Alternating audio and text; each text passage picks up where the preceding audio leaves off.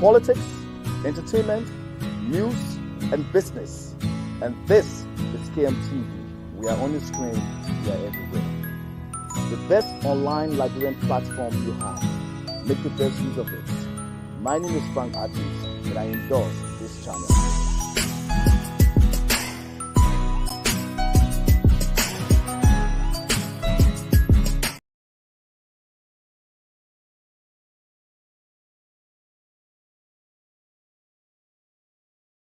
The commission will come to order, and good morning. The commission will come to order, and good morning, and welcome to everybody to this very, very important hearing. We are here to talk about human rights in Liberia today. We will talk about recent dramatic progress towards establishing an extraordinary criminal tribunal for Liberia, and of course about the next steps in this process. But to recap how we got here, between 1989 and 2003, Liberians suffered through two civil wars in which, out of a population of roughly 3 million people, hundreds of thousands of people were killed, tens of thousands of them civilians butchered in atrocities and war crimes, including mass rapes and amputations. More than 1 million people were displaced. Liberians have not yet seen justice for these atrocities.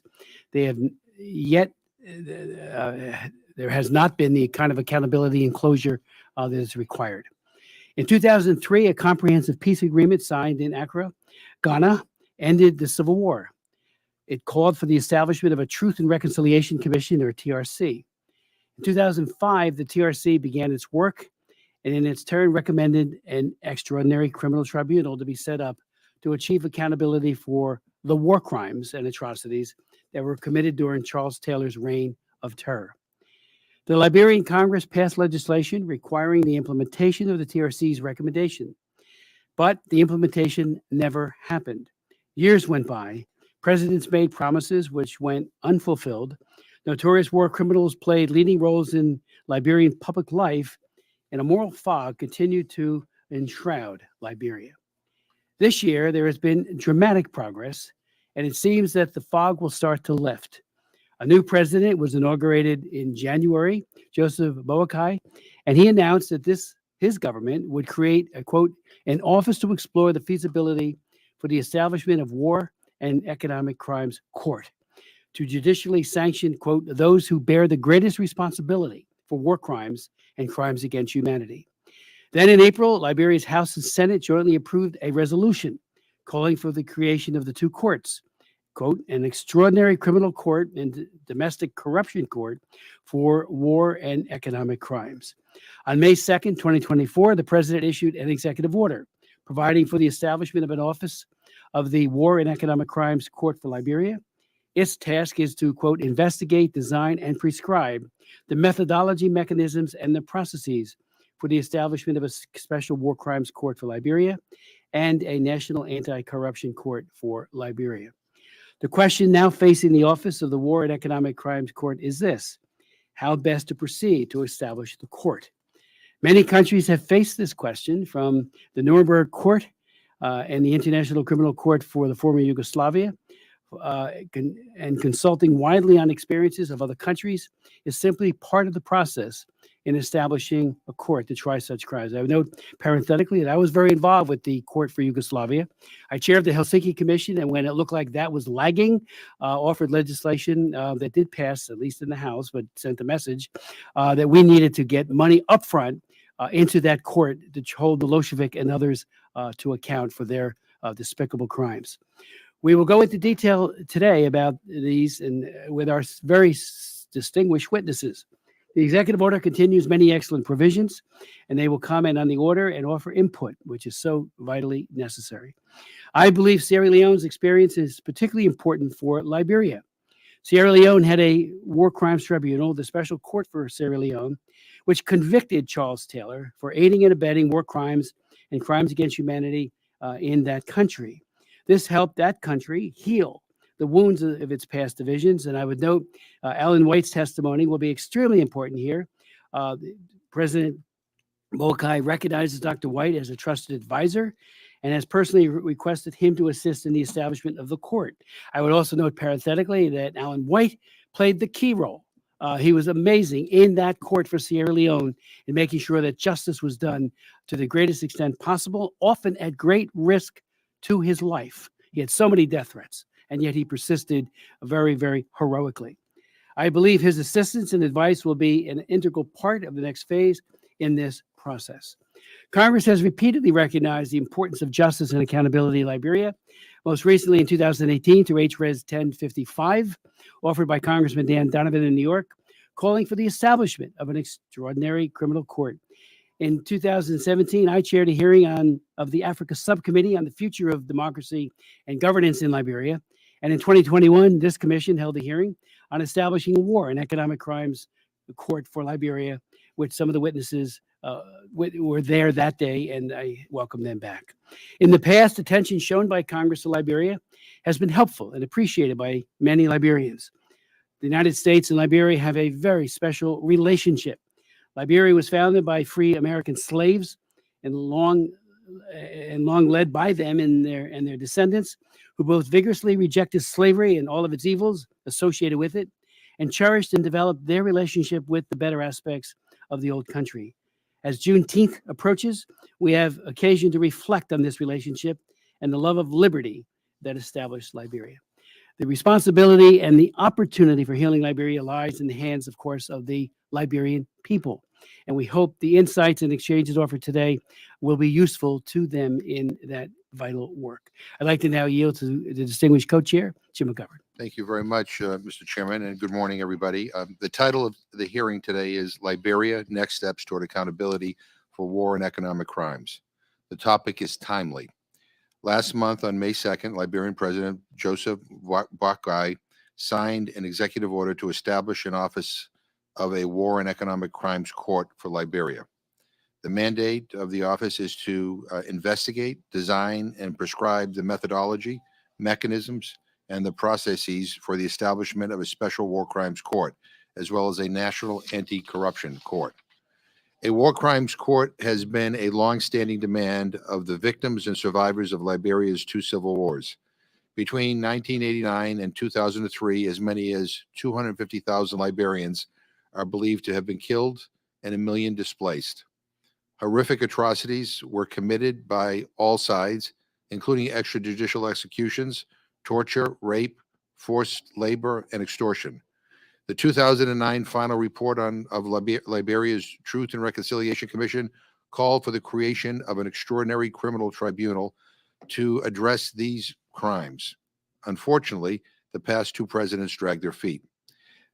So to see concrete progress now, 15 years later, is encouraging. This is good news at a moment when there's not a lot of that to go around. Accountability in Liberia is an issue that has historically had strong bipartisan support. The Biden administration is already deeply engaged, led by Beth Van Schok, our excellent ambassador for global criminal justice. I was looking forward to receiving recommendations from our witnesses as to how Congress can best support what will surely be a groundbreaking initiative. I have to say, because I just got the testimonies last night, having read them, I think some of what the public might hear today, in my opinion, doesn't live up to the advertising. It seems to be a clearly kind of coordinated smear job, if you will. Several of the witnesses are going to attack certain human rights defenders and organizations by name. And one will go further and attack the entire human rights movement, as well as Ambassador Van Schok. We will have witnesses that will offer, serious grounded recommendations on the next steps we're supposed to talk about, and I'm looking forward to that. But I think it's worth reminding everyone that accountability requires due process, and presenting allegations that are not substantiated in a public forum in which those targeted have no voice, no opportunity to defend themselves, I think is the exact opposite of what human rights is about. And I think those who engage in that kind of practice, I think, undercut our commitment to human rights. So I want to be clear that some of what is going to be said today, I'm going to take issue with, and I regret that. But without objection, I move to submit for the record a forthcoming statement from the State Department's Office of Global Criminal Justice, an October 2021 press release from the U.S. Embassy in Liberia titled Ambassador McCarthy commends Hassan Bilati Global Justice Research Project, and a press release titled U.S. Federal Court Awards Damages to Liberian Victims of Lutheran Church Massacre, about a Pennsylvania court's historic damages award to 4 survivors of one of the worst episodes of Liberia's Civil War. The survivors were represented by the Center for Justice and Accountability with support from the Global Justice and Research Project. And with that, again, I thank our witnesses for being here, and I yield back. Thank you very much. I'd like to now introduce our distinguished panel, beginning first with Dr. Alan White. He's the former Chief of Investigations for the United Nations-backed Special Court for Sierra Leone. As Chief of Investigations, he directed and supervised all criminal investigations of the Office of the Prosecutor. Those investigations led to the indictment of 13 individuals, including former Liberian President Charles Taylor, who was convicted of war crimes and sentenced to 50 years in prison. Dr. White currently serves as co-executive director of the Advocacy Foundation for Human Rights. We'll then hear from Yacindy Martin, who is co-founder and executive director of the Movement for Justice in Liberia. She is also co-founder of Oxygen, a subsidiary of the Alliance of Liberia Women International that provides free education on gender-based violence and educational assistance to underprivileged children and victims of gender-based violence in Liberia. She has coached and mentored many women and children from all walks of life as a community organizer and is the director of the oldest African immigrant community in Georgia, the Liberian Association of Metropolitan Atlanta. We'll then hear from Alvin Smith, who is a criminal justice, homeland security, and counterterrorism expert. He currently serves as the chief investigator for the International Justice Group in Washington, D.C. He is a candidate for Master of Arts in International Relations and Global Security with a concentration on conflict resolutions at American Military University. He has been certified by the United States Department of Defense and other agencies, as Alvin Smith has been deployed with the NATO Security Mission Force Protection, as well as with the U.S. Department of Defense. We'll then hear from Michael Rubin, who for nearly 20 years has been a senior fellow at the American Enterprise Institute. Mr. Rubin previously worked in the Office of the Secretary of Defense at the Pentagon, edited Middle East Quarterly, and taught classes relating to the Middle East, Africa, and Central Asia at sea for the U.S. Navy and Marine Corps. He is currently Director of Policy Analysis at the Middle East Forum. He is the author of several books, several dozen academic articles, book chapters on or encyclopedia entries, and more than 2,000 opinion essays in U.S. newspapers. We'll then hear from Adama Kiatamba Dempster, who is the United States International Visitors Leadership Program Fellow on Transnational Justice in Africa and the United States. He is the 2023 recipient of the Peace and Justice Award from the Center for Africa Peace and Conflict Resolution at California State University, and is a prominent award-winning human rights activist, director, and global ambassador. He is currently the National Secretary General and co-founder of the Civil Society Human Rights Advocacy Platform of Liberia, and lead campaigner for the Coalition for the Establishment of War Crimes and Economic Crimes Court. We'll then hear from Elizabeth Evanson, who is the International Justice Director at Human Rights Watch, previously an Associate Director in the International Justice Program.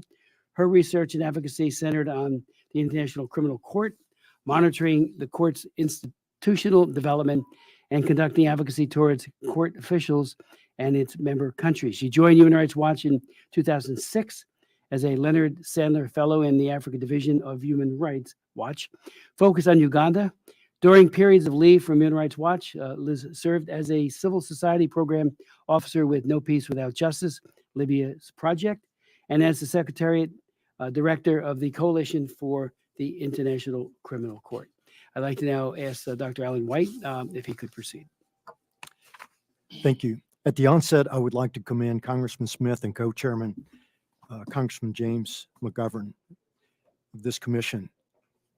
You've been an integral part of supporting this. Congressman Smith has been a strong advocate and voice for the Liberian people in exposing corruption and seeking justice and accountability for the victims of human rights violations.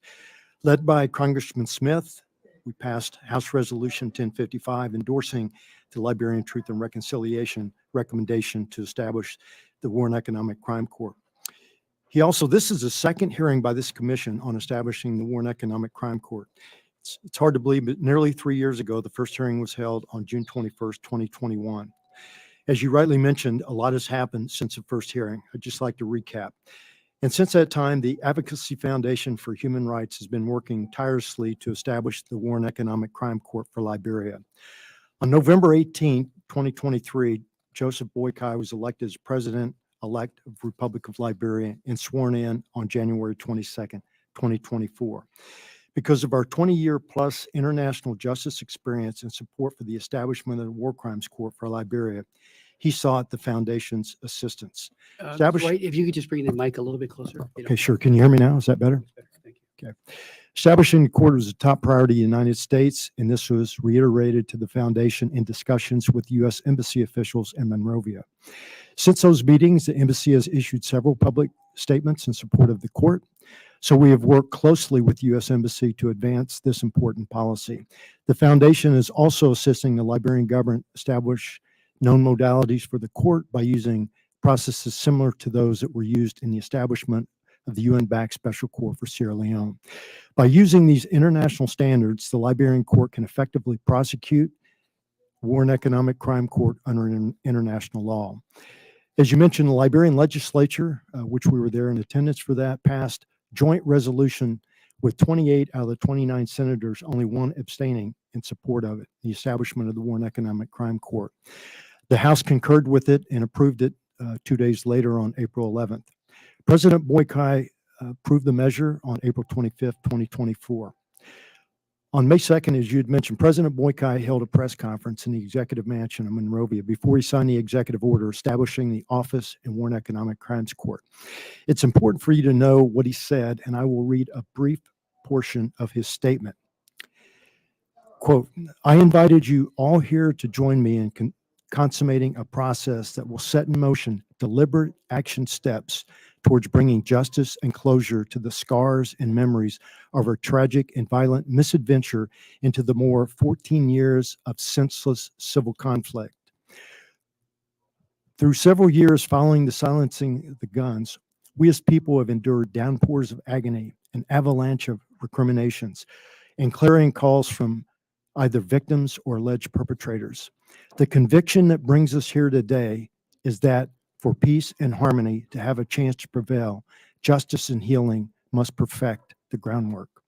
I acknowledge the historic move by our national legislature, both the House of Representatives and House of Senate, to reach separate and then a joint resolution urging the nation to take tangible steps, paving the way to bringing justice, healed and reconciled finality, the issues of that ugly period of our past. The direct representatives of the people spoke their collective and overwhelming vote as they passed the resolution. And so we must act and act now. As you rightly mentioned, he signed Executive Order 131 on that day, which was an historic day. This office, also as mentioned, will be led by an executive director, which will be soon to be appointed, who will be responsible for facilitating the establishment of the court. The temporal jurisdiction has not been formally established yet. However, under the terms of the executive order, it's likely to hear war crime cases that occurred as far back as 1979 and through October 2003, when the hostilities were formally ending after the Second Civil War. The foundation has worked closely with President Boakai and the leaders in the House and the Senate. They are genuinely committed to establishing the War and Economic Crime Court for Liberia. They have listened intently to the people of Liberia, and under the leadership there's been President Boakai, there's been tremendous process as a result of his leadership. The current government inherited empty coffers by the previous government. It will need help from the international community to establish the court. The U.S. State Department has repeatedly made it clear that it will provide funding and technical support. During the June 2021 hearing, the Commission offered its bipartisan support and called for U.S. funding. U.S. financial support is absolutely critical. The Liberian people want an end to impunity and reestablish the rule of law. The court can afford the Liberian people retributive and restorative justice. Both are essential in order to the nation to heal and move on, like its neighbor, Sierra Leone. Congressman Smith and other members of Congress have publicly been supportive of the establishment of the court. Now is the time for the entire U.S. Congress to be there for the Liberian people and to provide the necessary financial and political support as they did in Sierra Leone. Unlike any other country, the historical ties between Liberia and the U.S. date back to 1822, and to make this endeavor for justice even more significant, consequential. Until impunity ends, those who committed the heinous crimes spanning 2 decades are brought to justice. There can be no reconciliation. Many of the war criminals are senior government officials or elected officials who are still walking freely. This serves as a constant reminder to the victims of the wars and keeps the wounds of war festering. Bringing justice to the people of Sierra Leone allowed the nation to heal and move forward, which has led to unprecedented progress and development. Now is the time for Liberia to experience the same level of justice and move forward with reconciliation. Previous Liberian administrations have failed to stop impunity and corruption and bring justice to the people. Now President Boykai has kept his promise. The U.S. has a unique opportunity to join with an African leader who has the courage and tenacity to stand for justice and accountability. We're working hand in hand with the president, and I'm fully confident that President Boykai has set the Liberian justice on the right course. The establishment of the court must be in the same manner as the special court for Sierra Leone by treaty and/or agreement with the United Nations with the authority to prosecute international war crimes and crimes against humanity. The appointments of the prosecutor, registrar, and the majority of the judges must be done by the UN Secretary General to mitigate corruption and coercion and ensure transparency. This will allow the court to reestablish the rule of law and ensure accountability of those who perpetrated death, destruction, caused a civil war. Also, the executive order requires the establishment of an anti-corruption court subject to domestic jurisdiction and operating and guided by domestic jurisprudence with the power to adjudicate matters involving acts of corruption between 1979 to the present. We have seen the powerful and important justice and accountability is set for victims of any civil war. I saw that firsthand in Sierra Leone, how much it meant to victims to witness a powerful people who killed their loved ones be brought to justice. Although the Special Court for Sierra Leone was not a perfect institution, it did carry out justice impartially and transparently and prove that the rule of law is more powerful than the barrel of the gun. Despite the progress achieved in a relatively short period since President Boykai assumed office, now the hard work begins in establishing the court. There will be many challenges and efforts to undermine the establishment of the court. And we are aware of several NGOs who are trying to be involved in the establishment of the court, whose affiliation will be detrimental in doing so for purely personal and financial gain. Some of them have been criminally accused and civilly sued for engaging in criminal conspiracies to maliciously prosecute individuals for war crimes and conspire to suborn perjury by coaching witnesses to lie. One case involves a $15 million U.S. lawsuit for malicious prosecuting for providing false affidavits that led to an arrest of an individual who was placed in solitary confinement for 2 years and 3 months. That defendant was Agnes Reeves Taylor, former wife of Charles Taylor, who was falsely accused of torture and ordering the execution of Amos Bond, a former Liberian superintendent in Liberia. However, Bond is alive and currently living in London. Witnesses have come forward claiming they were coached to provide false statements and false testimony and money in return by these NGOs. Additionally, these NGOs were involved in another malicious prosecution of Jibril Massaquoi, who's a protected witness for me at the Special Court of Sierra Leone. So I know this case firsthand. After testifying for the court, he was relocated to Finland in 2008. In 2008, 2 of those NGOs conspired to maliciously prosecute him and provided false statements to the National Bureau of Investigation and the Ministry of Justice in Finland. Their information was used in an open investigation that led to the arrest of Massaquoi. He was accused of killing and eating people in Liberia in July of 2003.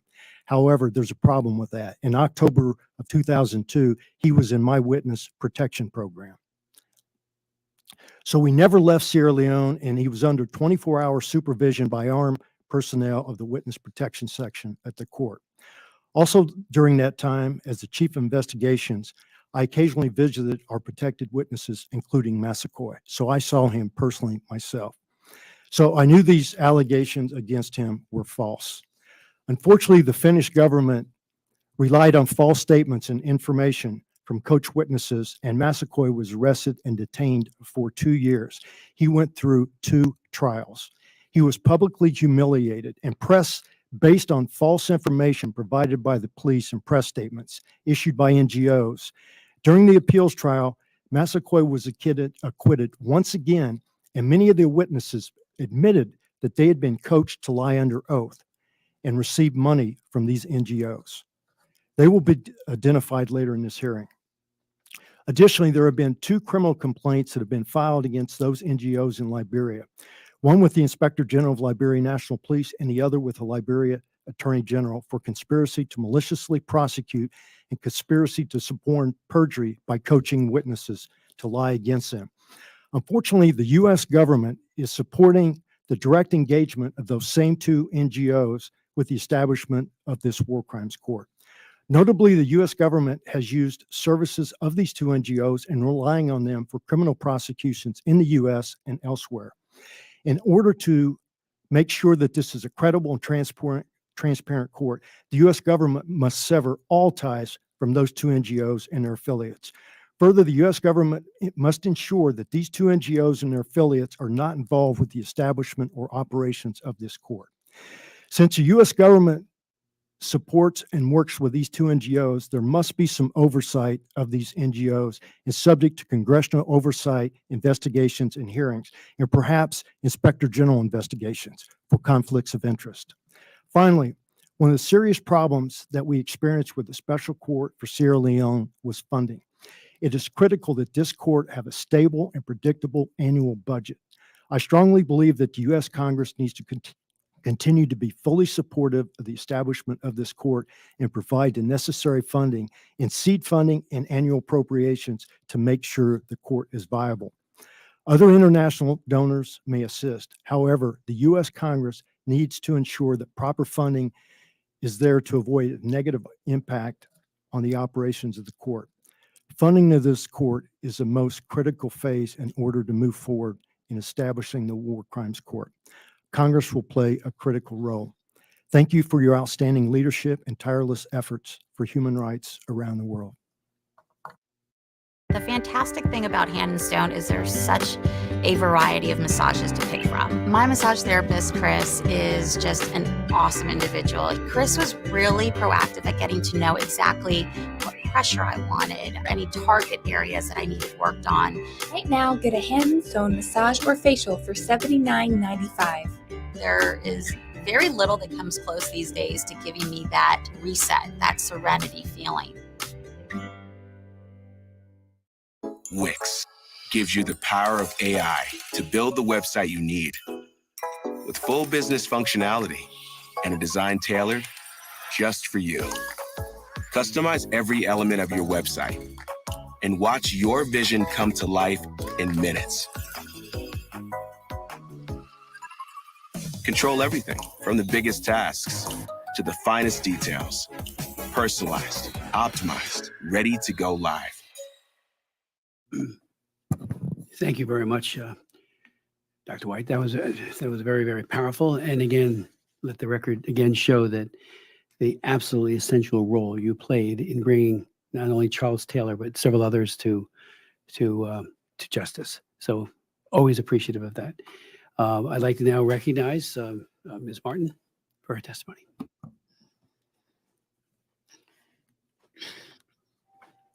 The chairman and distinguished member of the Tourmalin's Human Rights Commission, United States Congress, Congressional hearing.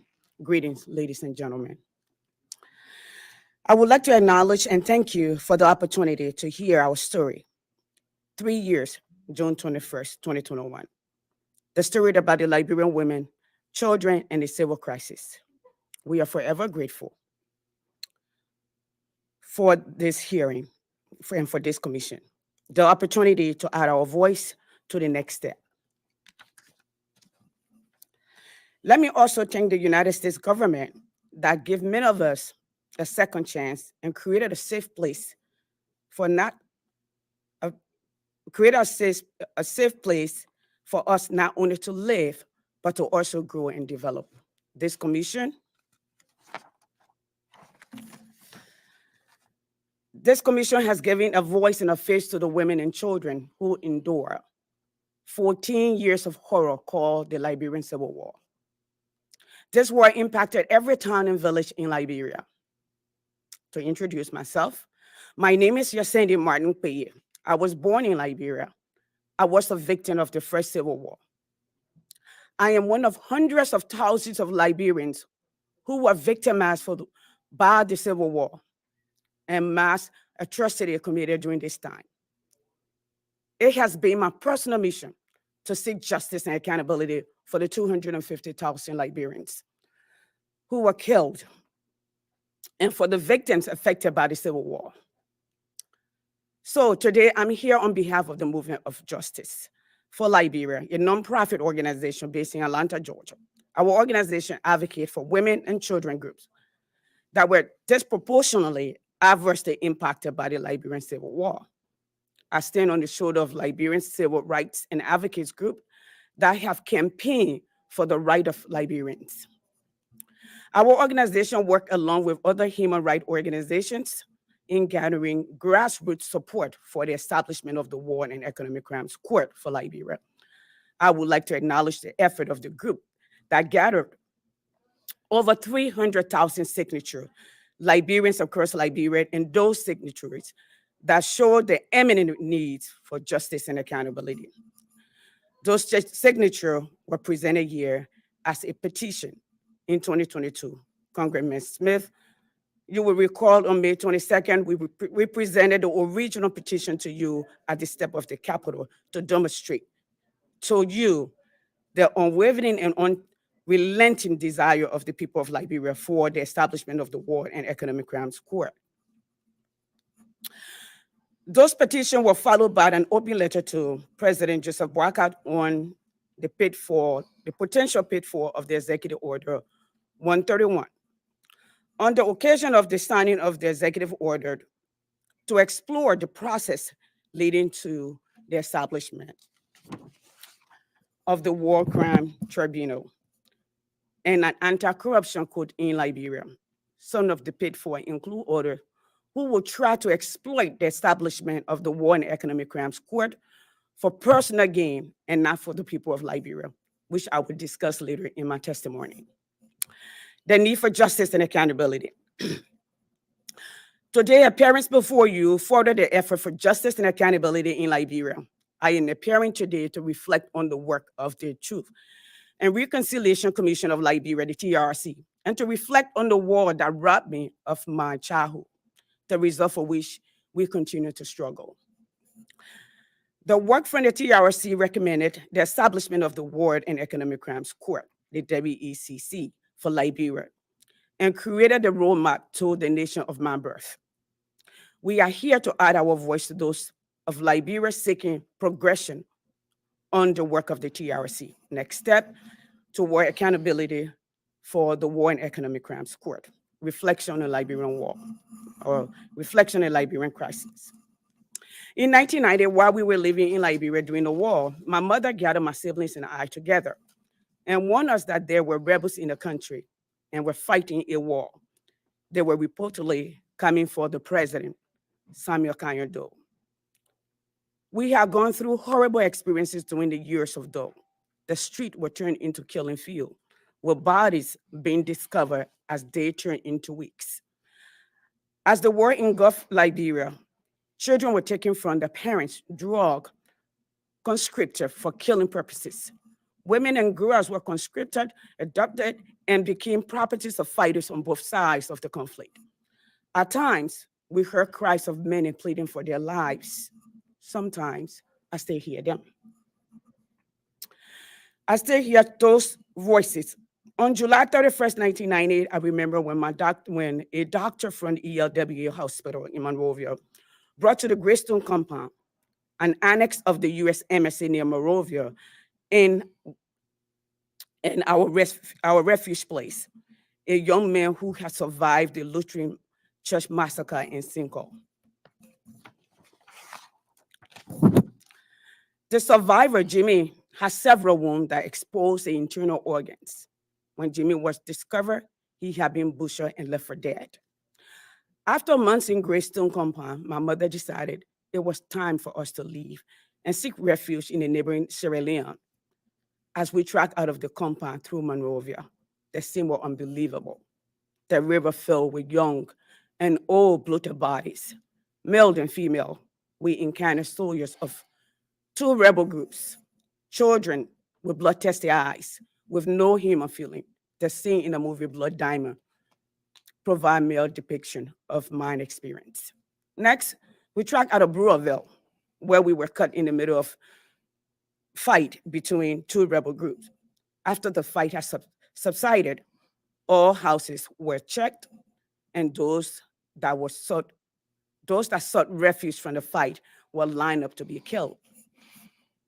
I witnessed an incident where the woman was ordered to be raped by her son. Afterward, she was killed. When the commander returned to the next group, but through some miraculous intervention, the commander, Colonel Vining of IMPFL, called off the execution of those that had been cut and lined up, including my family and me. My story and shared experience are not unique. There are listless Liberians with similar stories. Why I advocate for justice and accountability. This experience has shaped my fight for justice. The experience framed my advocacy for women and children. This experience occurred in the first phase of the Civil War. We believe hopelessness is the enemy of justice. Unfortunately, our people increasingly losing hope. Some of our people are slowly departing from this world without realizing justice for their loved one. In 2020, Tori Wall, an advocate for justice who lost her father, Dr. Victor Wall, departed this world without seeing justice that she so yearned for. And we also lost one of the signatories from the 3,000 signatories, from the 300,000 signatories in 2022. Ms. Deviata Tule, a survivor and a victim, whose two children were killed by the MPFL rebels. Her husband beheaded, his core used at a checkpoint while making their way to the IMPFL for help after the murder of her children without getting the justice that she fought for. Equally, the perpetrator of the war are also passing or getting old, and their memories are failing. As a survivor of the Civil War, I experienced the result of human shortcoming, the weakness that people will willingly go through in the name of power. I witnessed unimaginable. The extent to which people will exert pain, cruelty, human suffering on vulnerable population for temporary pleasure and greed. Those experiences scar my memory. Although those scars are not visible, their psychological effects would be long lasting. We can surmise that the war was not about the redemption of our people. After the death of Doe in September 1990, the fighting did not end. Instead, other warring factions sprung up. The UNIMO K, UNIMO J, AFL, LPC, the Model, the LDF, the Lord, ATU sprung up, extended the conflict to 14 years. The origin and caution need for justice and accountability. I believe Liberia is at an extremely crucial moment in time. Almost 21 years since the cessation of war, the civil conflict. You remain our last hope for justice based on our relationship. That is the United States government, the Congress. With you as a leader of the free world, many of the survivors have reached the point of a boiling point. We speak not only for justice that is long overdue, but to protect the future from what the women and children of Liberia endure and continue to endure. I appear today on behalf of Movement of Justice and the women and children to support the process leading to establishment of the War and Economic Crimes Court.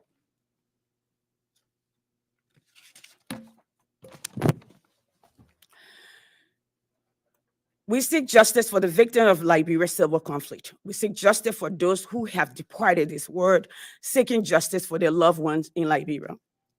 While we seek justice and accountability for the victims of the war, we also caution how false allegation and fraudulent processes that tend noble goals and objectives when person interests supersede national interests.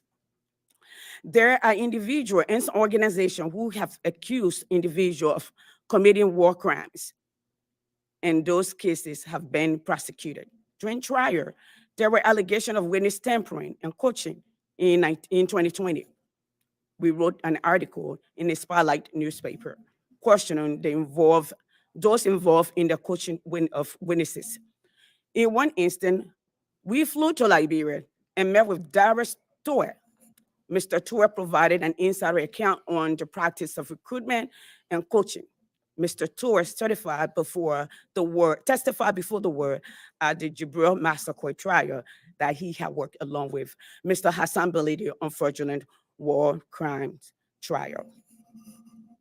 We have waited so long for justice, and now we learn that Hassan, or Mr. Hassan Belidi, one who has proven to be involved in witness coaching scheme that coach people to provide false information and lie under oath for personal and financial gain, cannot be affiliated with the establishment of the War and Economic Crimes Court. We are baffled by the United States government, who support Billy and other involved in coaching witnesses to lie and be a part of the court. I urge the Congress not to let the U.S. government to allow Billy or any affiliate to be involved in any way of the establishment of the code, as they will undermine the credibility and to do irreparable harm to the court by turning it from the beginning. The people of Liberia deserve court that everyone can believe is just, transparent, free. People that have been involved in criminal activities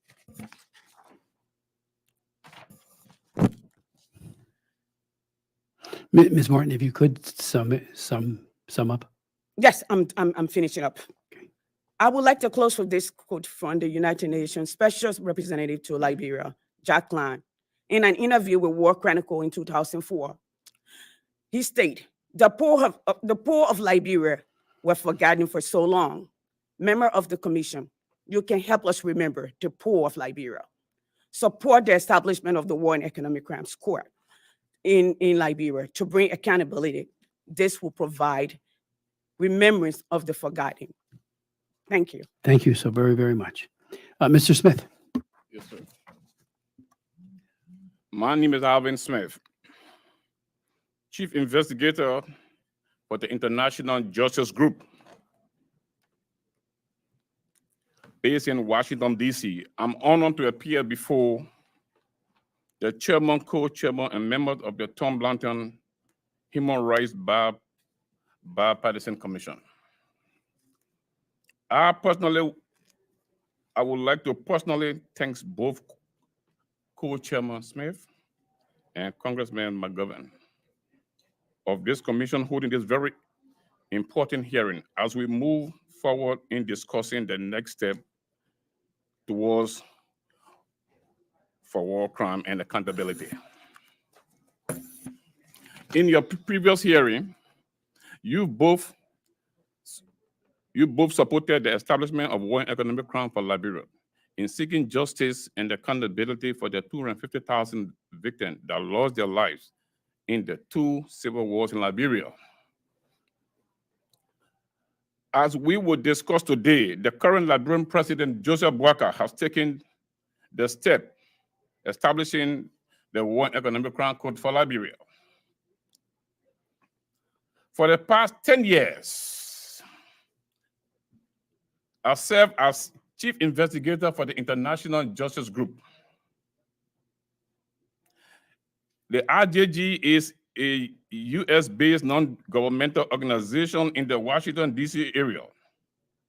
Joining the IJG, it gave me an opportunity to advance support for the establishment of the War and Economic Crime Code for Liberia.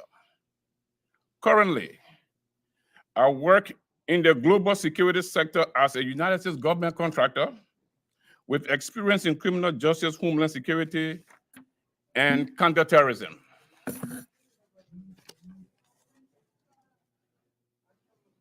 I hold a master's degree in criminal justice with concentration in homeland security.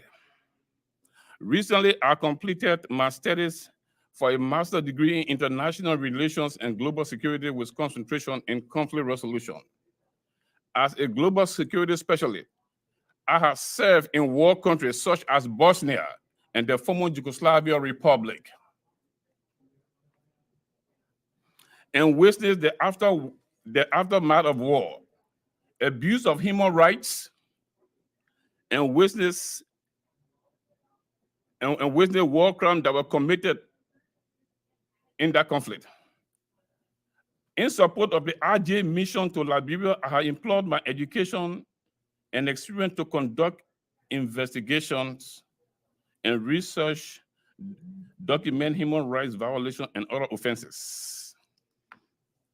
The RJG is chartered to conduct many responsibilities, but we have focused on Liberia and reporting on human rights violations, war crimes, and crimes against humanity, studying and investigating involved parties. We disclosed our funding for the Global Magnitsky Act sanctions in Liberia and other activities. We support the War and Economic Crime Code for Liberia and demand justice and accountability for all Liberians. Councillor Jerome Verdier, our executive director, was the former chairman of the Truth and Reconciliation Commission of the Republic of Liberia and the major author of the 2009 recommending the court establishment. Nevertheless, we have received plethora information regarding varieties of NGOs expressing interest to participate in the Liberian War and Economic Crime Code process. These NGOs with my forensic investigative background are being involved with witnesses recruitment, coaching, and paying them to make false statements against war actors. The process, they will obtain the phone number of the targeted persons, social media information for identification purposes, and addresses. Upon obtaining this information, they will prepare a fraudulent affidavit on an oath for the person to be arrested. Darius Tue, an insider witness, provided this information while I was visiting in Liberia, conducting investigation. Darius Tue was recruited, coached, paid by ability, flown to Accra, where he met the British Metropolitan Police team headed by one Gary Titley. I can provide his information. And he made false statement against Mrs. Agnes Reed Taylor for her rearrest. After that, Mr. Warner and Mr. Ability provided false statement that Agnes Reed Taylor in 1990 gave instruction, two different statements. The first one said she shot and killed Amos Bond. The second one, she gave instruction for Amos Bond execution. And another witness was provided called Leo Vavlikane. Leo Vavlikane was provided that Agnes Reed Taylor tortured her during the Liberian Civil War. Based upon those two statements, she was arrested and placed in solitary confinement for 27 months. Upon verification that Amos Bond was alive, and Leo Vavli, because of a false statement, he got granted asylum by the British government in the UK. Maurice Jabate, another witness, also lied on an oath. After the case fell apart, Agnes Reed Taylor got released. Jibril Massacre, a United Nations protected witness by the Sierra Leone Back Code, Benedict gave 2 contradictory statements against Jibril Massacre. As the case went further, he added 6 more statements that he was being tortured by Jibril Massacre. In 2002, Jibril Massacre was sent by police director Joe Tate in 2002. Joe Tate died in a plane crash in 1999. How can he come from his grave and be able to send Jibril Massacre to torture you? All of the witnesses from the defense counsel cross-examined witnesses produced by Ability and Warner. The witnesses said they were paid to lie. And after the testimony, they will give them the balance payment.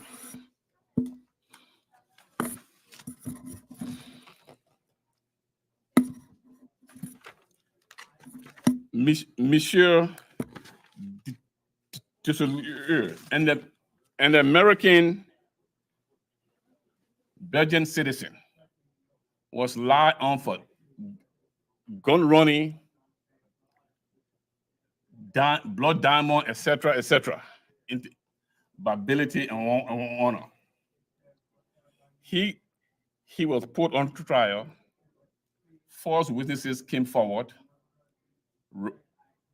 Affidavit were full of flaws, and then he so embarrassed he committed unintended death tantamount to involuntary manslaughter. In my conclusion, with evidence available to the International Justice Group and court records, Arlene Warner, a Swiss lawyer, executive director, Civitas Maxima, Geneva, Switzerland, should not come anywhere near this court for Liberia.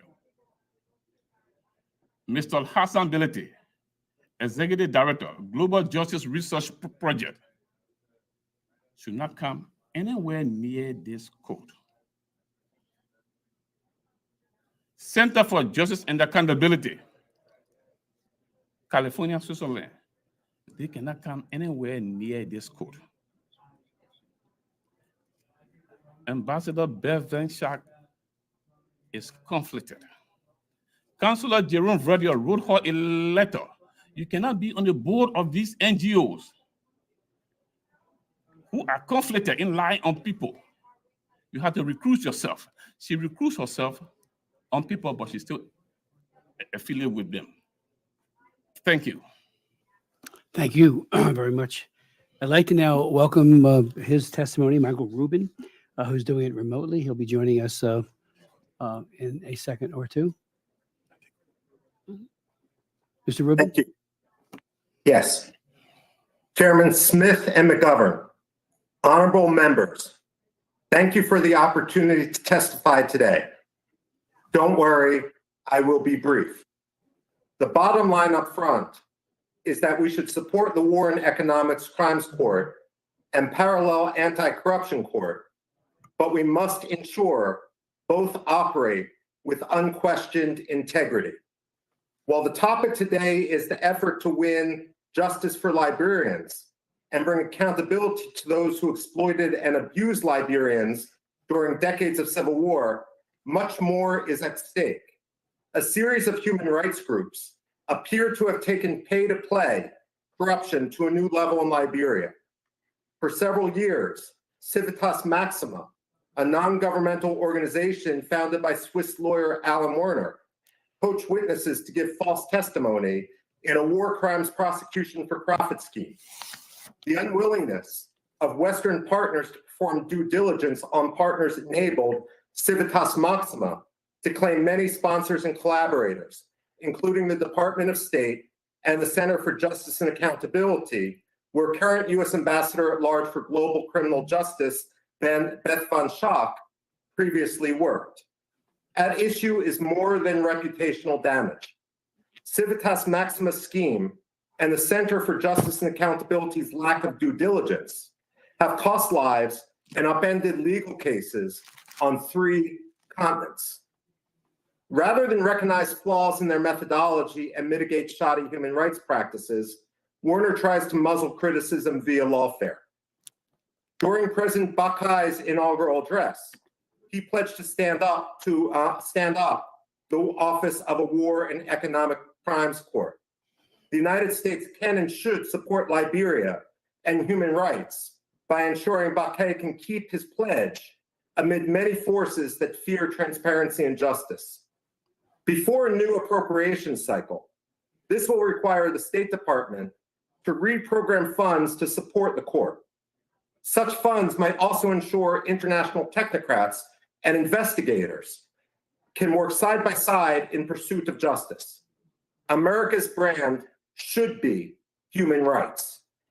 The State Department, however, must also recognize the sensitivities arising out of predatory human rights groups. Unfortunately, Van Schaak has little, if any, credibility in Liberia because of her continuing professional relationship with Hassan Bilati, the head of the Global Justice and Research Project, as well as Warner. The person should never trump the principle. Simply put, the State Department should allow the Office of Global Criminal Justice to recuse itself from any future work with Liberia's War and Economic Crimes Court, given Van Schaak's links to groups engaged in alleged fraud. The Warner Bilati scandal, however, highlights the need to address post-2003 corruption. It is essential to simultaneously create an anti-corruption court to try those whose corruption has undermined Liberian democracy and stability over the subsequent 2 decades, and especially during the time of the previous president, George Weah. Van Schaak should testify willingly, given that multiple witnesses have now, under oath, revealed the coaching and fraud that her partners and grantees supported. Chairman McGovern, I appreciate your concerns voiced in your opening statement, but my concern is neither personal nor partisan, but rather rests on concerns about how the fruit of the poisonous vine could undermine the court. Make no mistake, America's brand should be transparency and anti-corruption. It should not participate in cover-up for political convenience. Liberians deserve better. Thank you very much. Thank you very, very much, Mr. Rubin, for that testimony and for being so concise as you were. I do have some questions for you later, but I'd like to now yield to Mr. Dempster for his testimony. And he's coming in remotely as well. Yeah, can you hear me? Perfectly. Good morning and good afternoon. Good morning from Liberia. Good afternoon from Liberia. Good morning, DC. Can you hear me? Perfectly. Thank you. Can you hear us? Sir.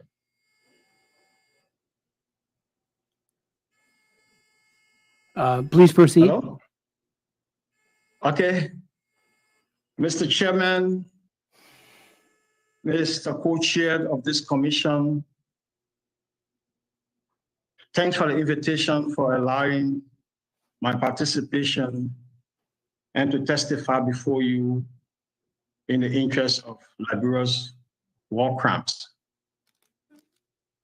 I will go directly to my computer to do my presentation, but I quickly want to ask Co-Chairman Smith if I am allowed to ask a question before my presentation or after I can ask a question.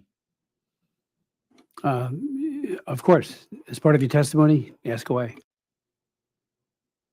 So I follow vividly your introductory statement about Dr. White, and I heard, if I'm correct, about him being appointed as a vassal by President Bakai. And of course, if that is the case, we from civil society and the local media here are not aware of such information, but of course it's new to us. I just wanted to raise that before I go into my presentation. I will now move to my computer so that I will do the presentation. Mr. Chairman, Mr. Co-Chairman, on behalf of the human rights community, civil society, war victims, survivors, and justice campaigners in Liberia and the Liberians in the diaspora, I extend heartfelt thanks for this opportunity to address your commission on the accountability for atrocities committed during the 14 years of civil war in Liberia. I am Adam Dempster, of course, head of the Civil Society Human Rights Advocacy Platform of Liberia and lead campaigner for the Coalition for the Establishment of War and Economic Crimes Court in Liberia. Our organizations tirelessly advocate for justice and the establishment of the court to address impunity.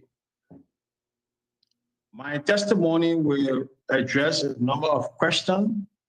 To begin with, has to do with the role of civil society.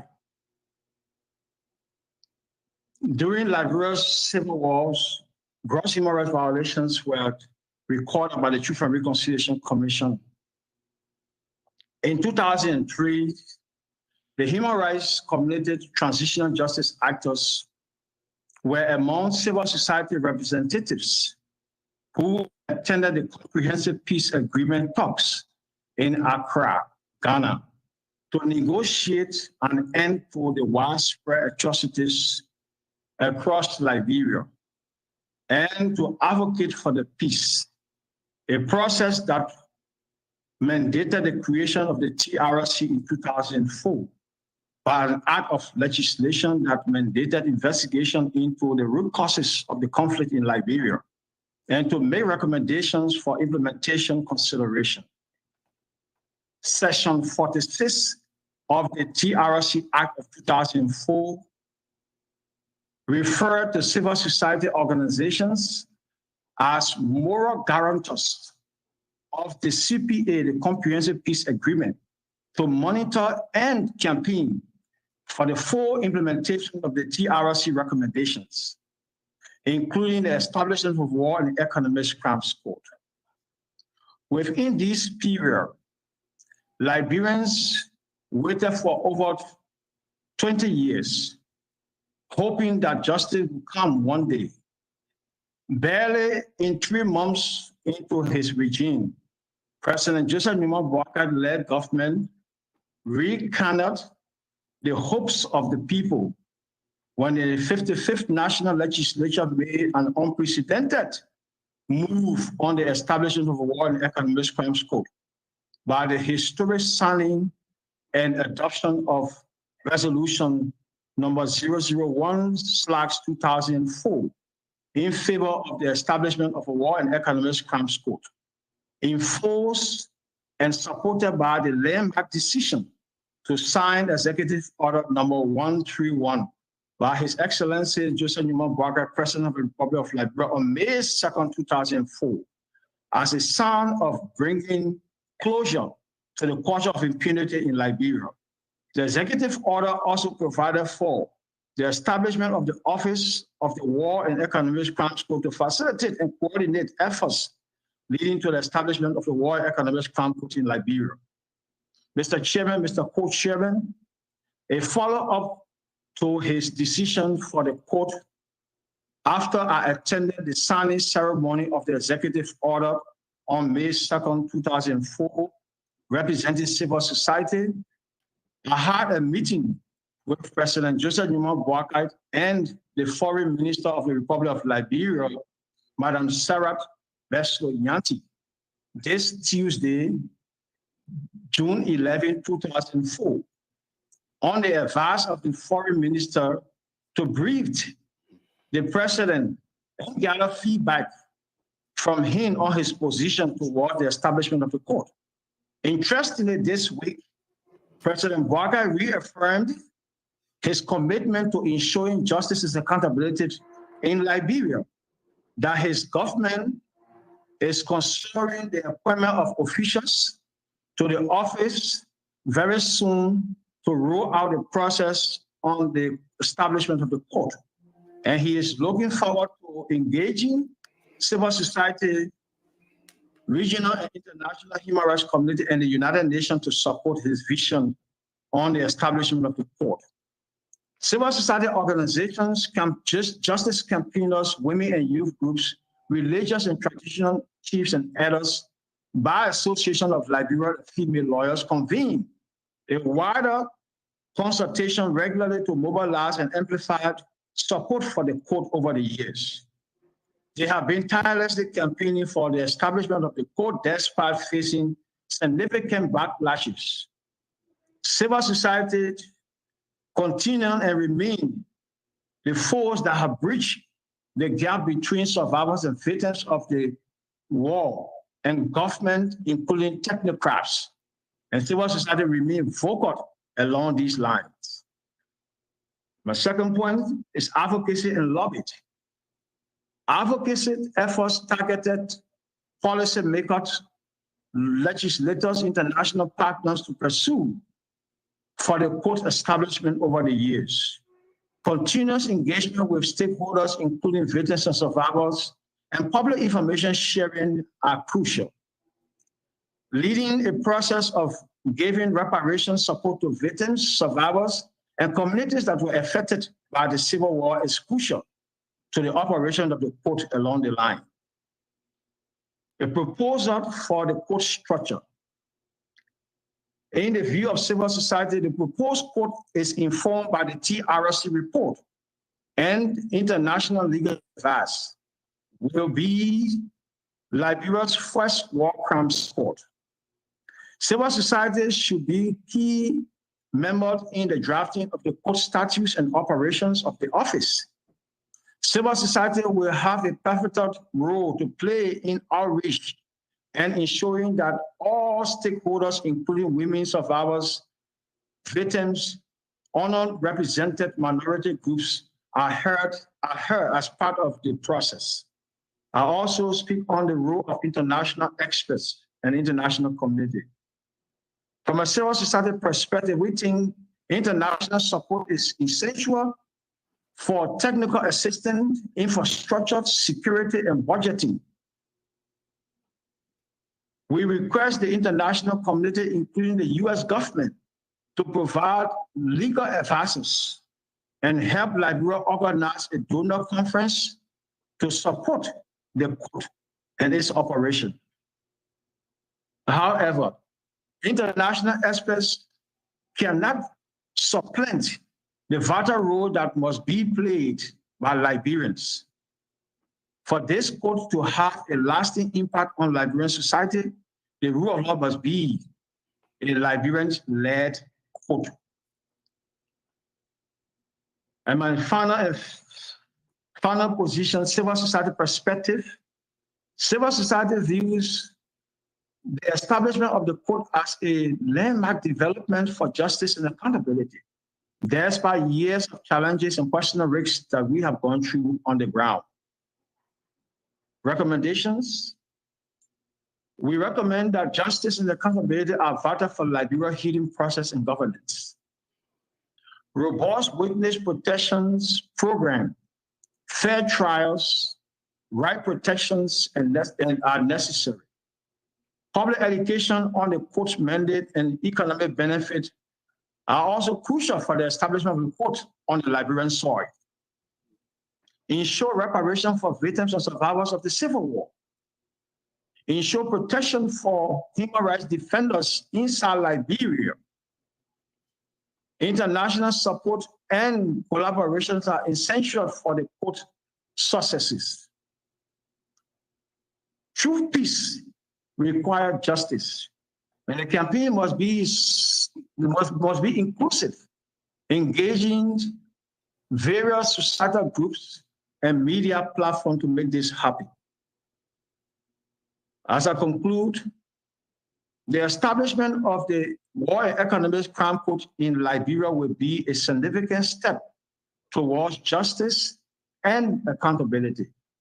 It is imperative that both national and international efforts are aligned to ensure the success of this initiative.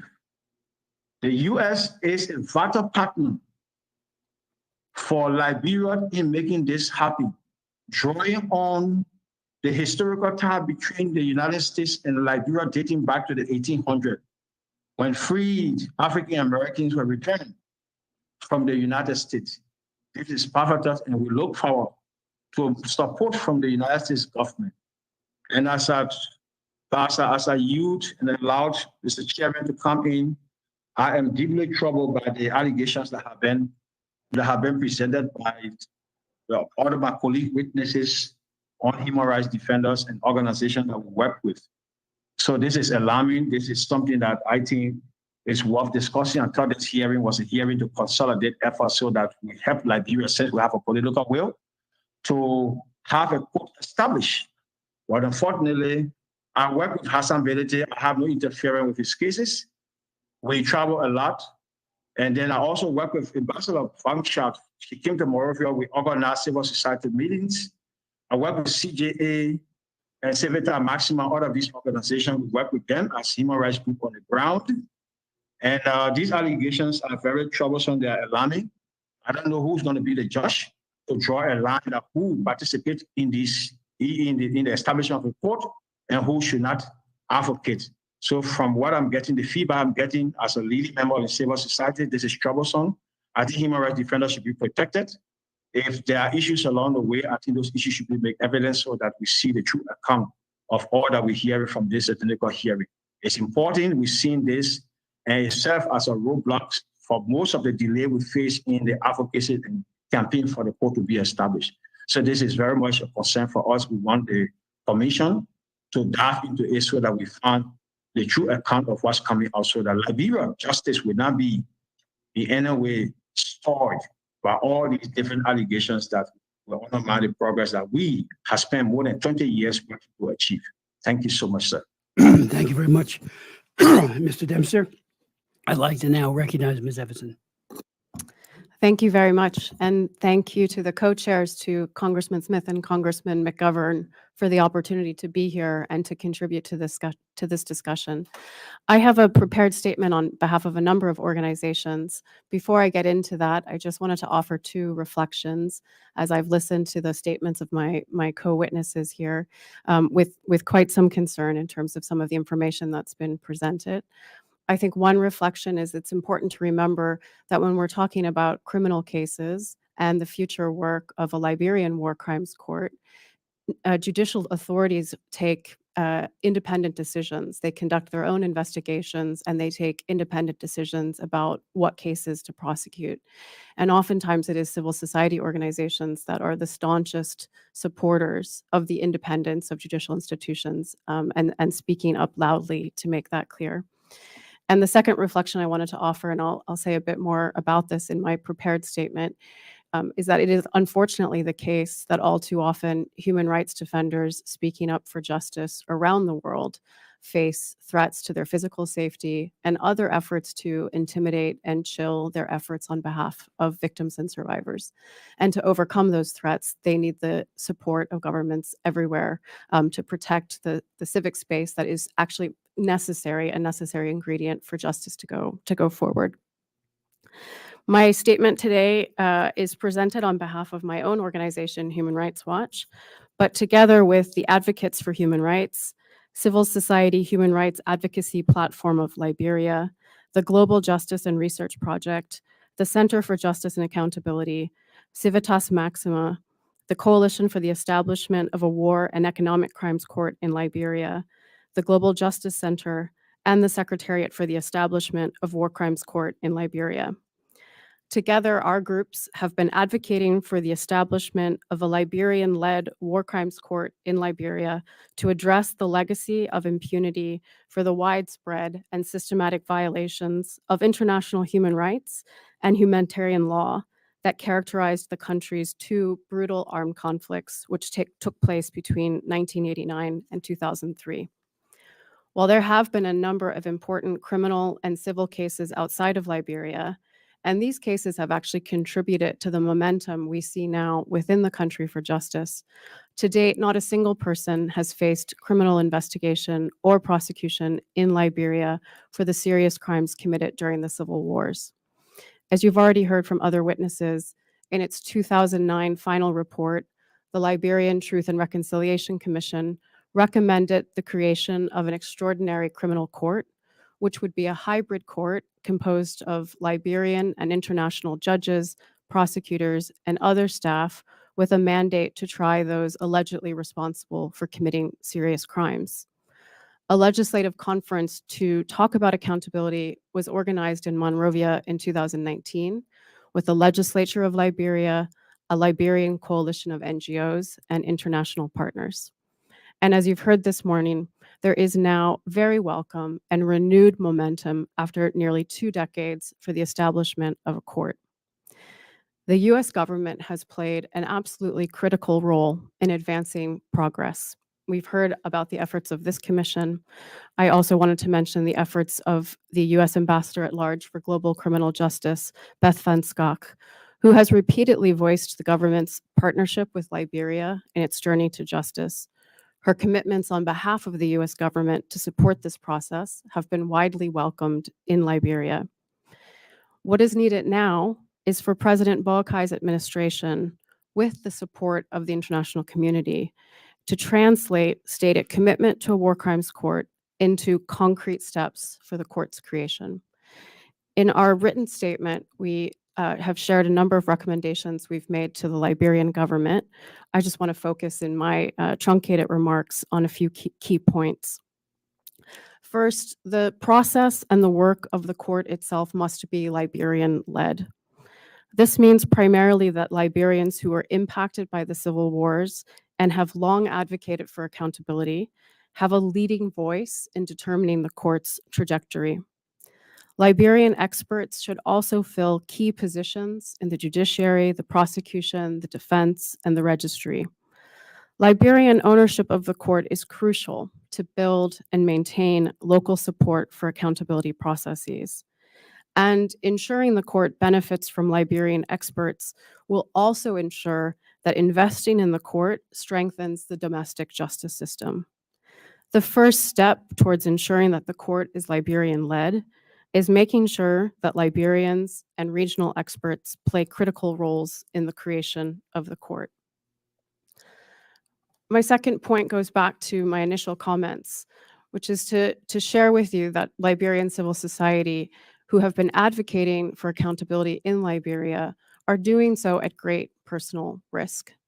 Powerful actors opposed to accountability for wartime atrocities and former warlords hold positions of power in Liberia have often worked to undermine civil society's efforts.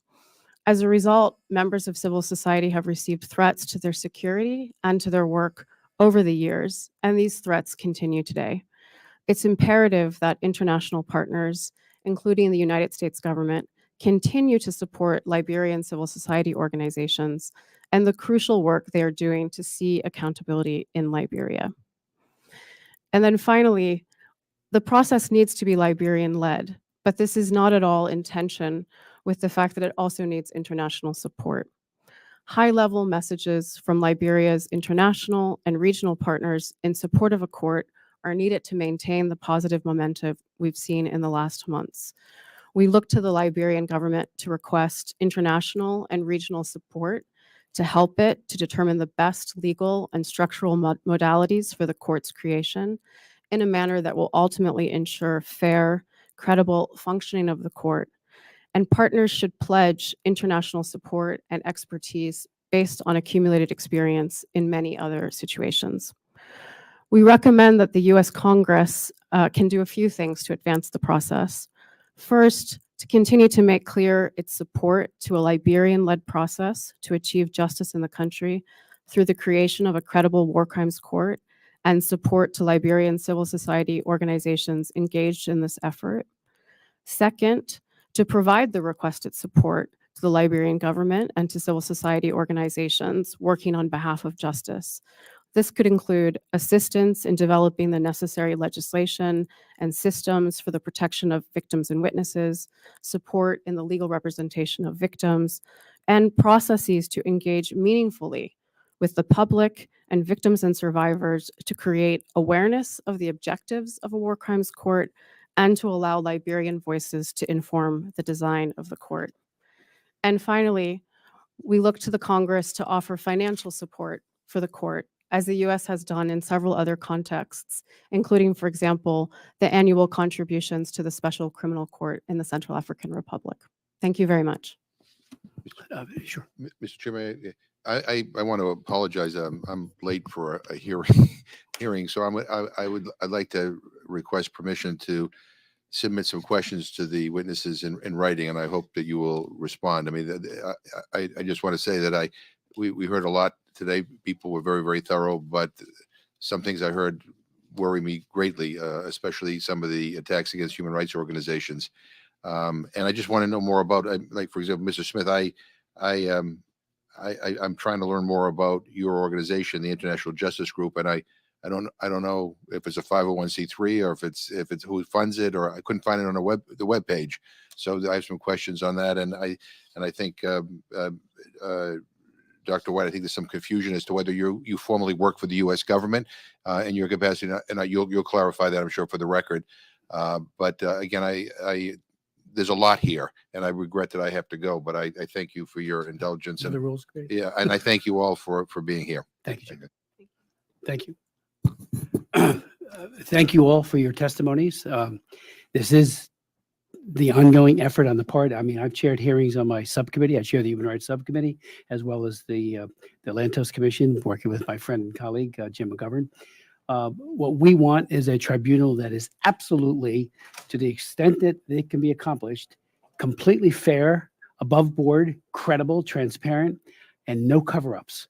I'm intrigued by Michael Rubin's statement, which I've heard before, but he's really elaborated in detail in his written testimony about the whole idea of human rights fraud and how important it is that human rights defenders, human rights organizations, members of Congress, members everywhere, including in the Liberian legislature, be absolutely free of malicious intent, of biases. I know one of the things, and I know Evelyn, you probably, or Ms. Evanson, you know this, but Mr. Rubin points out that Human Rights Watch did a study, and he has three things he talks about in terms of human rights fraud: corruption of methodology, outright falsehood, and then pay to play. And on the second, outright falsehood, he talks about a human rights report that was done in 2017 that said the Rwandan police had murdered a number of petty criminals. The Rwandan government subsequently produced those individuals very much alive. So that was fabricated, unless you can counter that. Now, from my point of view, I'm no great fan of Kagame. Rwanda. I had many hearings on his abuses of human rights over the years, including his inner cabinet, where he put hits on his own people. And I was in a very serious combat with the State Department, which was in denial at first until they heard the actual recordings of Kagame making those and his people putting a hit on one of his own people. So I'm no friend of Kagame. I think he has a miserable human rights record, and yet you still have to get it right. Was that a false report that was put out by Human Rights in 2017?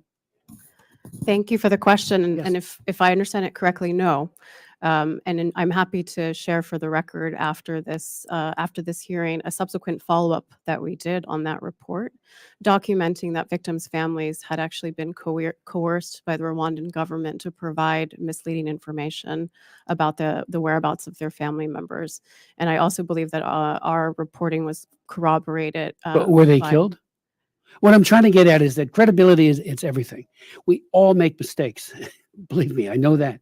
But we want to get it right, and we don't want, information, human rights information, or players who have an agenda in any way involved with a process. As again, Mr. Rubin said, the people of Liberia deserve better than just anything but a completely transparent, no holds bar, goes after the perpetrators of these heinous crimes and jail them to the maximum extent possible, just like Charles Taylor got 50 years and is spending those 50 years, and he'll be in jail to the day he dies. So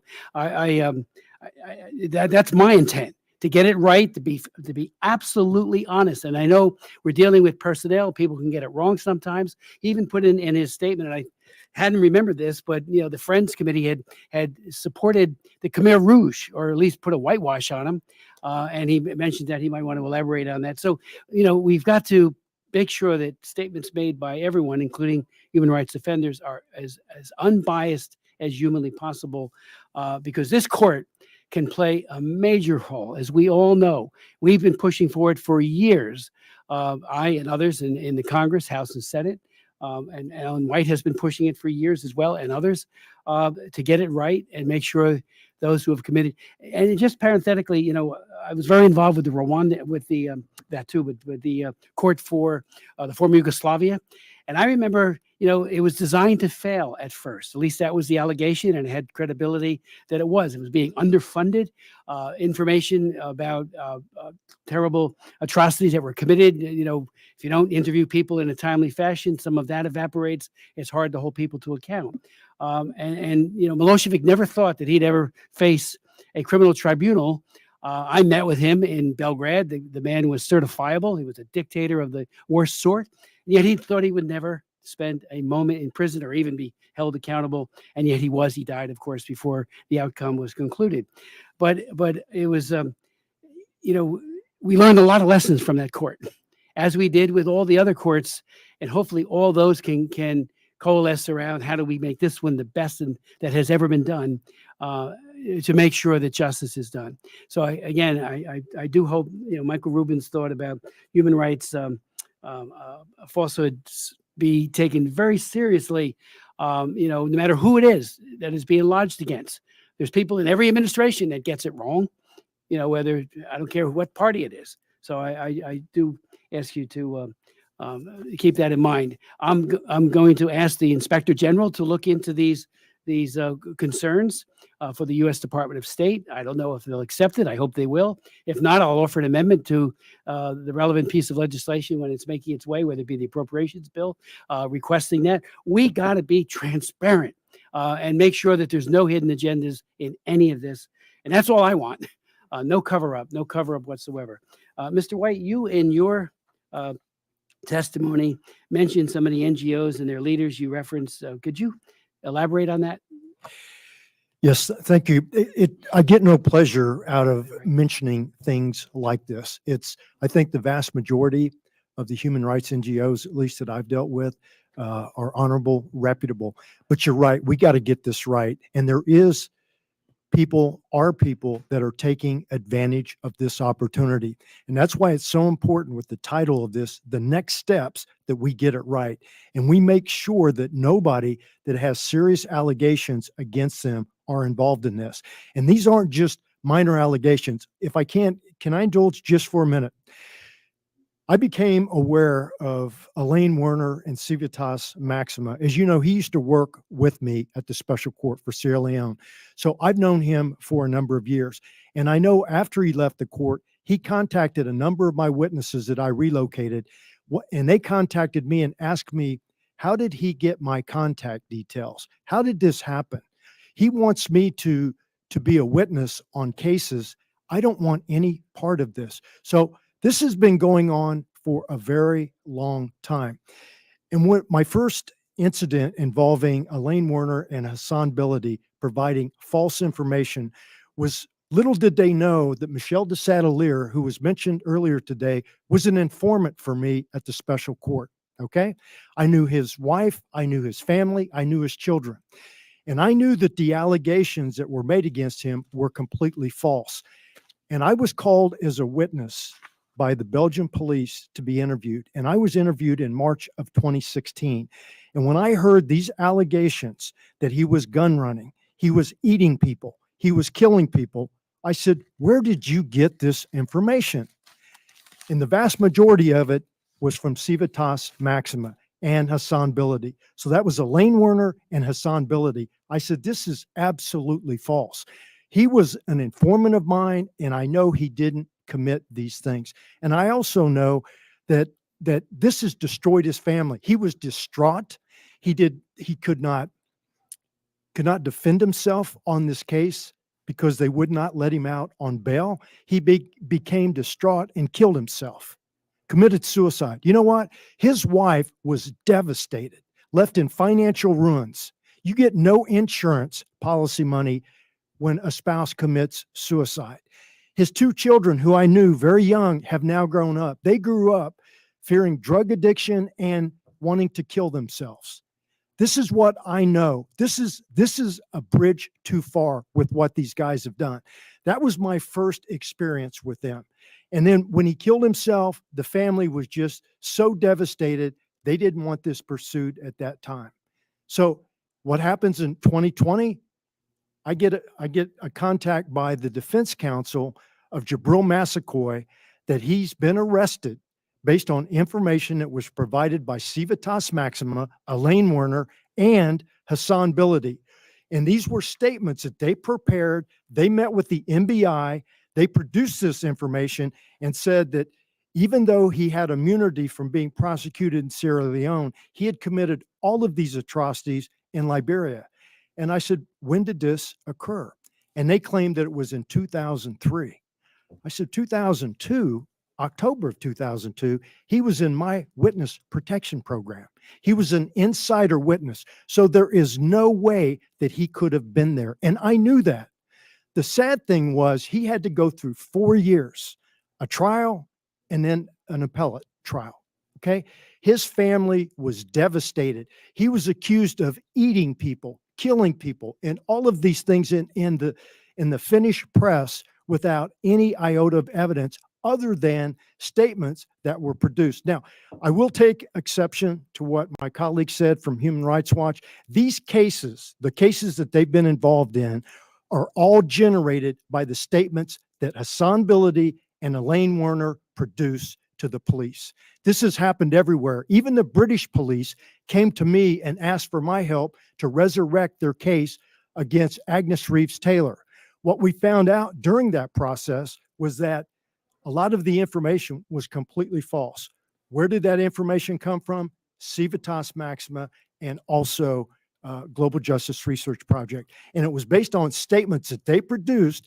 And the way that this works is they go back to the country and they are led around by these NGOs. You need to talk to this person, this person. And they say exactly what was in that statement. Okay.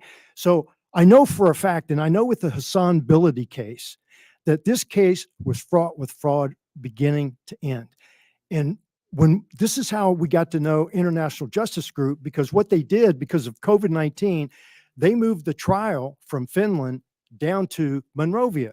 Even though they couldn't see the witness, they could hear the witness. And when they were listening to the witnesses, a number of people in Liberia said, look, this is false. How can we get this to the defense counsel? That's when I found out the International Justice Group reached out to me and said, look, we have a number of witnesses because we've been investigating this for 10 years. Okay. We had an insider that was reporting this information. So the defense counsel asked me if I would contact those witnesses, get a summary of information and get back to them, and if they would be willing to cooperate. And I did.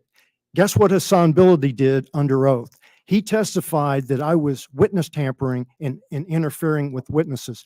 I did not know this because this was going on in Finland, and I did not get to see that. So he continuously provided false information, to include claiming that Jabril Massaquoi had tortured him. That was debunked immediately when we had a witness that was incarcerated with him at the same time when this allegation surfaced. Even the judges in the first acquittal, in their written summary, they questioned the credibility of Hassan Biladi 3 times because he changed his story 3 times. So I wish I didn't have to bring this up, but this came to me. Okay, this information came to me, and I know for a fact that this information was false, particularly on the Jabril Massaquoi case, on the Michelle de Sadler case. Sadly, we cannot do anything about that. And even the Agnes Reeves case, that's where we uncovered Amos Bond was alive and living in the UK. And that information has been passed on to the British authorities. I don't know what they're doing with it, but this is how these allegations come up. And just because they haven't been criminally convicted yet doesn't mean they're not true, because the witnesses did, under oath, second time around on the appeal side, did admit that the first time they ever saw Jabril Massaquoi was when somebody from Global Justice Research Project has showed them a picture. Okay, these are facts. There has been 2 criminal complaints filed in Liberia. We'll see what happens. There's a new government, a new willingness to investigate these things. And so we'll see what happens there. But my point is, the people that have these type of allegations with founded information, despite any criminal conviction, should not be anywhere near this court, period. Okay. And the U.S. government should find out why this State Department continues to support these people with these serious allegations when they know this. That is, that defies logic. So that's what I would like the Congress to do. Ask the Inspector General to take a look at that. And it's not just State Department. There are other government agencies that are using these people, and their cases have fallen into question about using some of their witnesses. So this is a serious issue, and it's consistent with our theme today is, and as we move forward, we have to get this right. And we have to make sure anybody that's been criminally accused, where there is evidence to support that, is not involved in this court. Thank you. Thank you. Mr. Rubin wanted to comment, I'm told. Michael Rubin. Thank you very much. Let me just address a few of the issues that have come up. The top line is there is consensus about the need for U.S. support for the War and Economics Crimes Court, and hopefully for the Anti-Corruption Court as well. The only question is in the details. I would say this: no organization should be immune to criticism. And frankly, when the evidence is damning that certain organizations did not operate in good faith. It is simply wrong to say and to dismiss criticism as look, this just endangers us, it's intimidation. Criticism does not always endanger lives. Too often, however, human rights groups use this idea that criticism endangers lives to sidestep legitimate criticism. You know, one thing I want to point out, and I made reference to this in my written testimony, Elaine Warner tried to compel my retraction and that of my publisher, at the time the Washington Examiner, but he dropped efforts when it became clear I would hold my ground and he could face discovery. The question then becomes, why was he so afraid to face discovery? And should a human rights group really try to use lawfare in order to, if you will, restrict free speech, and in this case, very valid research? Now, Chairman Smith, in my written research, in my written testimony, I gave very specific examples of human rights fraud. It's important to understand, however, how groups make money from this. By taking the lead and even getting convictions on what later transpired to be falsehood, groups can receive grants from groups like the Center for Justice and Accountability or the State Department. I'm not alleging that Ambassador Beth Van Schaak profited personally. What I am alleging is that she did not conduct due diligence, and because of that, her reputation in Liberia is soiled because of her association and then digging in her heels with regard to certain groups which are now under the spotlight. I would also mention that USAID, for example, has given grants to groups affiliated with Hamas. This is now under investigation. The problem is lack of due diligence. At any rate, I can respond to other questions later, but let me return the time back.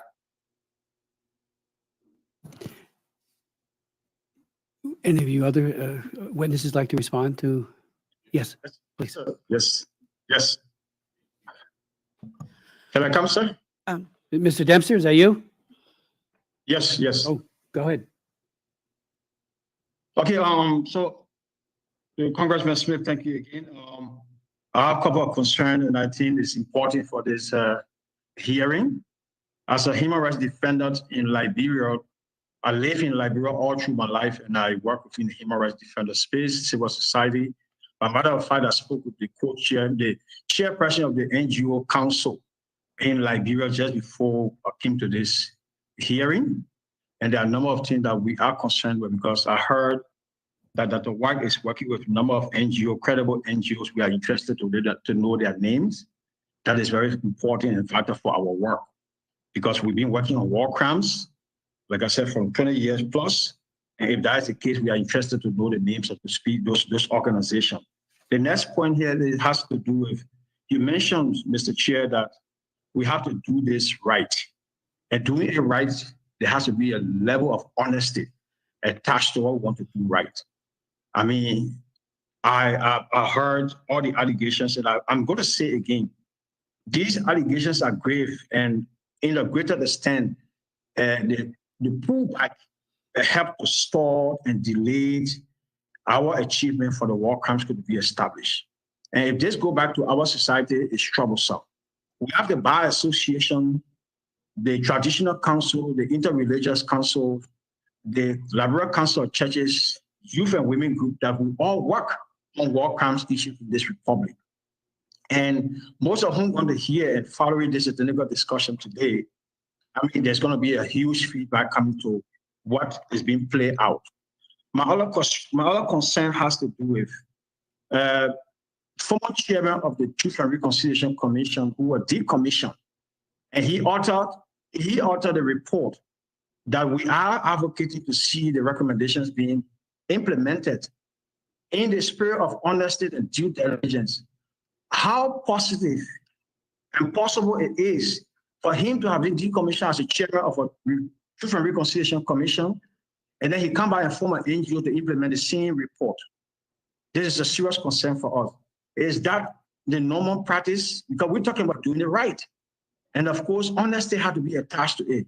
It's very important for us to hear on this matter because we are setting the stage to do these things right. And my next concern, I'm saying it because this is important for the human rights community and the civil society. I'm going to put this question to Mr. Adam Smith. He was in Monrovia recently and we caught up at a local hotel. He was found with certain gentlemen. I want him to kindly inform this hearing. Who are those gentlemen? I will yield back with my own insights and identification of these identical people because we want to do it right. If we're saying Hassan Benedict and other people are not doing it right, then of course, people who are accusing this group should be able to prove that they are doing these things right so that it does not create conflict. Right now, the president, the government, they are in the process of having the office established. But with all of what's happening now, it has to give another thinking. We have 1 year executive order, and we are around the table right now, holding and pulling on issues that I think need to be verified. And the next point has to do with, if the recommendations are stopping TJA, stopping Civitas, stopping Ambassador Workshop, and Human Rights and other people from being around the establishment of the court, then what can I say? Because I have worked with this institution. And all of the time of my workings with this institution, including the office of GCJ of recent time, I am unable to present anything that have been proven to be counterproductive. So the local embassy, U.S. embassy in Monrovia, we have constant briefings on these matters, on war crime issues, on other human rights issues. We work with them. They are not giving us any feedback of the kind of allegations we're hearing. It's worrisome for the human rights community. And I think the media community in Liberia, they are following this hearing. It's worth that we do it right, but we have to do it with honesty. Thank you. Ms. Smith, may I come in, please? Alam, right? Okay, go ahead, Mr. Smith, and then I'll go to Ms. Martin. Yeah, my name is Investigator Alvin Smith, International Justice Group. I want to respond to my fellow witness, Adam Katama Dempster. When I got to Monrovia, conducting my usual investigation, there were two journalists who were concerned to meet with me. One Mr. Lionel Pony and one Socrates Smith Sewon. And my insider witness, Dara Stewart. There's a guy called Michael Sonnegar Davis. Michael Sonnegar Davis. This man was falsely accused during the TRC hearing. in Grand Bassa County, the International Justice Group conducted a forensic investigation, and I will submit the funding of that investigation to this committee to counter-check. He was with me. He came to the hotel to tell me the remaining stories that were documented. And Mr. Dempster saw him with me, along with Director, the insider witness that have been collaborating with Mr. Ability for many years, that were reporting to us on all the cases in Western Europe and the United States, all the fraudulent cases. Thank you. Thinking about going solar, but not sure whether it's worth it for your home? Well, before you get quotes, there are 3 things you need to know about going solar and one easy way to find them out. Number 1. Thank you, Chairman Smith. I think I come from a different spectrum here. I am a survivor. I am one of the millions of people who were displaced and never had a home to go to. And I bless God that there is United States.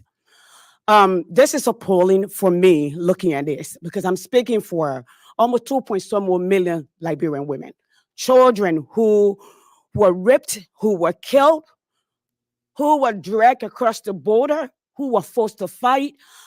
What I want out of there is justice with no reservation, no selective. Justice should be blind and should be just and transparent. While we commend all those who have worked, I spent 34 years of my life, that's all of my adult life. We from the diaspora made it our duty to go to Liberia, work with Liberians on the ground, to collect over 300,000 signatures to prove that the Liberian people do want justice and accountability. This is what we hope for. This is what the quest is. What has happened needs to be investigated. Let's get the truth. Let's get this court going. Some of us do not have another 30 years to live. If we did, we may not even remember. But this is the scar that we live with every day, and that we'll continue to live with until we are called home. So let's find the truth, Chairman Smith. Thank you again for the opportunity to be here. The polling, take your time, investigate. Let's get to the court. Let's get those who are credible that can bring this code, that everyone, those who did not commit the crime can have their day. Those who did can go to jail, especially those who bear the greatest responsibility. Thank you. Thank you.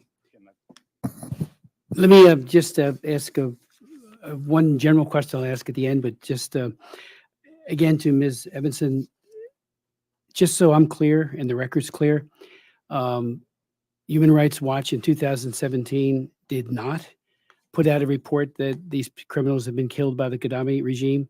Again, going to Mr. Rubin's point about human rights fraud, I have chaired 4 congressional hearings in the last 12 months alone on the UN Relief Works Agency, UNRWA, and it's incredible. Creating child soldiers, the teaching of anti-Semitism, which is rampant throughout the UNRWA school system. I've had many hearings over the last many years. I've met with UNRWA individuals, including the people who run it here, the advocates here in Washington and elsewhere. And it's always, we're making it better. It's making it better. And the UN puts out a report that whitewashes so much of this. It focused just narrowly on the few who, and it's not so few, but the ones that they identified, some a dozen or so, that committed crimes on October 7th.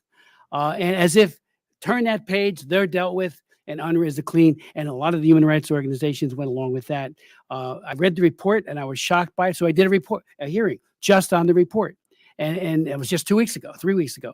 And it was devastating, just how falsification had occurred, a abuse of human rights leaders and people who say things and to suggest that somehow UNRWA has not created a whole group. I consider what UNRWA does to young Palestinian youth to be child abuse. They teach them to hate. They inculcate in them the Hamas Charter of 1988, which says if you see a Jew, even the rocks will cry out. If the Jew is hiding behind the rocks, will say, "There's a Jew here, come and kill him." I mean, you got to read these things to know what's at the core of it. And yet so much of what is produced by UNRWA and others gets picked up by human rights organizations as if it's somehow credible. And it needs a great deal of discernment in doing that. So just so I'm clear on your testimony, that did not happen. Is Mr. Rubin wrong about his statement in his testimony? I'll read it to you if you want. No, thank you. I think I understood. Good, good. I think he's left out an important further fact, which is that we did a follow-up report to look at the claims that the Rwandan government made about our initial report, and we stand behind our findings. And I'm very happy to share that But follow-up. are those findings that it did not happen? These people were not killed by Kagame? The findings were that that our original report remains substantiated. So he did kill them? Well, not him personally. No, his people, his regime. The findings that we had in our original report remain, we stand behind them. And I would say it's incredibly important to us to be rigorous in our methodology. That's what our credibility and our ability to affect the change on behalf of people in the world depends on it.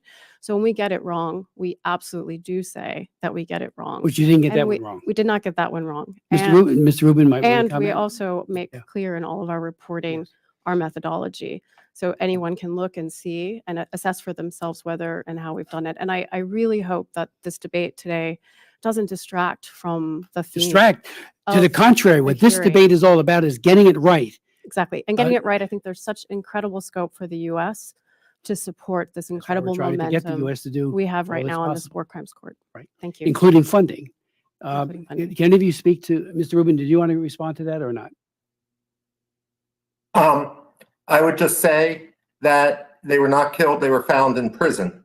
And so the actual content of the report was wrong. I'm not saying that Paul Kagame's human rights record is spectacular or whatever, but also in my written testimony, I also gave the example of Al-Qarama, which was founded by a U.S. designated Al-Qaeda financier.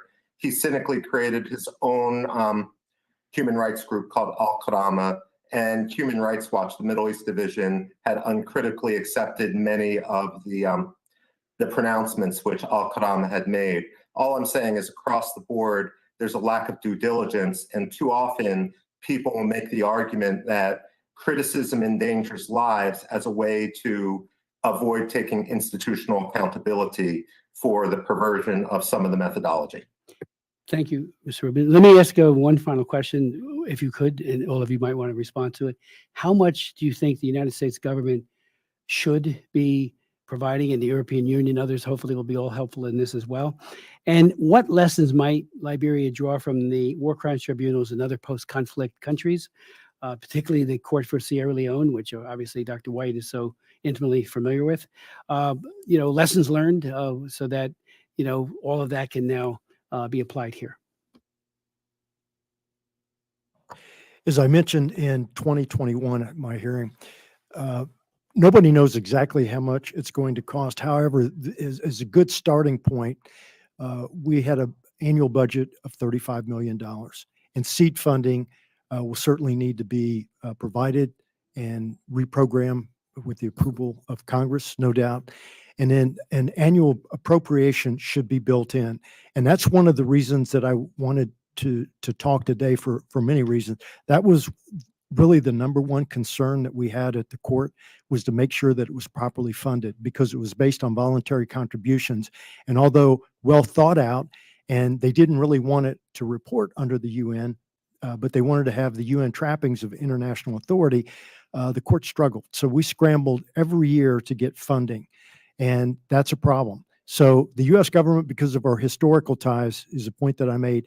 I think that Congress should take the lead on this, make sure that they get the proper money, get it started upright, and then also to make sure that it's built in a significant annual appropriation and authorized for this court, so that we don't have any impact on operations and it's sustainable. Now, it needs to be run correctly, and I get all that, and it needs to be done because Sierra Leone was not perfect. But the lessons learned, we can fix some of those things with the rules of procedure, motions, instead of taking months or maybe even a year. Those things should be done differently. But funding, without a doubt, and that's why this hearing was so important, because that's going to be critical to the next step, is, okay, now we have the political will to do this. who's going to pay for it? Because the previous government left Liberia virtually penniless, so they don't have the requisite funding to do it. So I am arguing that the U.S. has a responsibility to support this and get it funded and get it up and running. And those adjustments could be made as necessary, but we have to have the willingness to do that and do it now. Thank you. Collaboration is key for team success. With ClickUp, you can easily manage your team's tasks and timelines in one app. Using our Gantt chart feature, you can map out your team's tasks and set dependencies